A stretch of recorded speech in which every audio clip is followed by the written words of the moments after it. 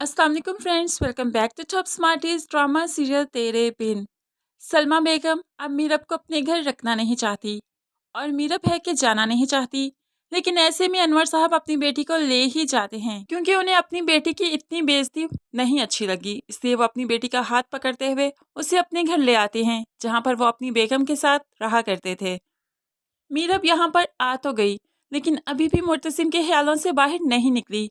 उसका सोचना है कि मुर्तसिम ने उसे घर से नहीं निकाला, इसलिए मुर्तसिम तो कुछ जानता भी नहीं, इसलिए उसे मुर्तसिम से मिलने ज़रूर जाना चाहिए।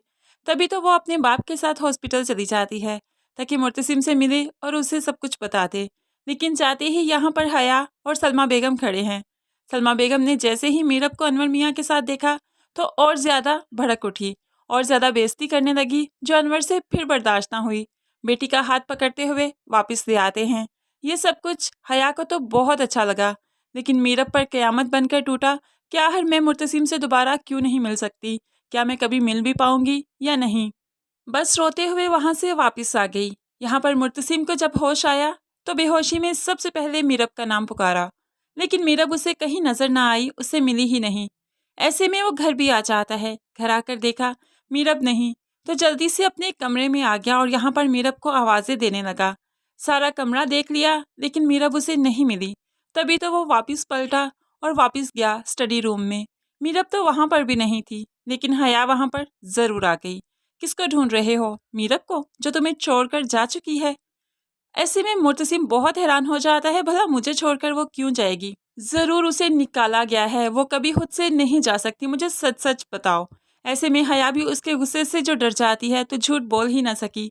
कहने लगी, तुम्हारी माँ है वो, उन्होंने निकाला है उसे। उन्होंने तो कहा था अगर मुर्तसिम को अपना शौहर नहीं मानती तो चली जाओ यहाँ से। तो वो चली गई, यानी कि वो तुम्हें अपना शौहर नहीं मानती मुर्तसिम। अब मुर्तसिम जो हया की बातें सुन तो रहा है लेकिन उन्हें हकीकत नहीं मान रहा।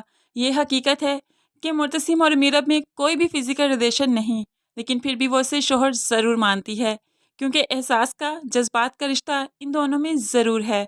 इसलिए मुर्तसिम को कहीं ना कहीं हया की बातों पर यकीन नहीं कि मीरब ने ऐसा कहा होगा कि मैं उसे शोहर नहीं मानती। यहाँ पर मुर्तसिम जो अपनी सोचों में उलझ कर रह गया, तो दूसरी तरफ मीरब को पता चला मुर्तसिम वापस आ गया तो बहुत ही बेचैन हो जाती है, उसे मिलना चाहती है। तभी अनवर मियाँ और वकास साहब ने उसे रोक लिया। नहीं, तुम नहीं जाओगी। अनवर साहब कहने लगे, अगर वो तुमसे मिलना चाहता है तो खुद आएगा, तुम्हें वहाँ से निकाला गया है। लेकिन मीरब इस बात पर बजिद है कि मुर्तसिम को नहीं पता, उसने मुझे नहीं निकाला, उसे तो कुछ भी नहीं पता। लेकिन अनवर साहब फिर से कहने लगे, नहीं पता तो पता चल जाएगा, जब तुम्हें घर में नहीं देखेगा तो उसे पता चल जाएगा तुम मेरे साथ हो, तो तुम्हें यहाँ पर ढूंढते हुए ज़रूर आएगा।